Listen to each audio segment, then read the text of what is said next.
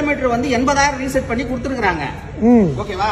கொடுத்ததுக்கு இல்லாம இங்க வாயேன், இப்ப நார்மலா ஒரு கார் வந்து யூஸ் கார் செக் பண்ணும்போது என்ன பண்ணுவாங்க, இந்த டிப்ஸ்டிக் இருக்கும், தூக்கி பார்ப்பாங்க, இதுல ஆயில் அடிக்குதா இல்லையான்னு பார்த்து ஓரளவுக்கு பிஸ்டன் கண்டிஷன், இன்ஜின் கண்டிஷன் கண்டுபிடிப்பாங்க. இதுதான் எல்லாருமே பண்றது. அது ஒரு சரியான வழியும் கூட. ஓகேவா?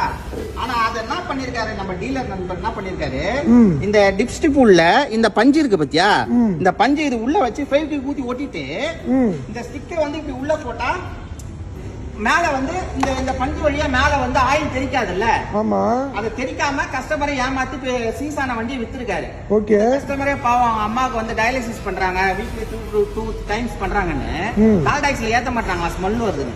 அதனால ஒரு சொந்தமா ஒரு கார் வாங்கியிருக்காரு. ஓகே. அந்த கார் வாங்கின கஸ்டமர் இப்ப மெக்கானிக் ஷெட்டுக்கும் வீட்டுக்கு அலைவாரா இல்ல அவங்க அம்மா கூட்டிட்டு ஹாஸ்பிட்டலுக்கு போயிட்டு இருப்பாரா? இந்த காரை வித்த டீலர் வந்து நமக்கு தெரியும் யாருன்றது தெரியும். நம்ம இந்த வீடியோ ரிவீல் பண்ணல.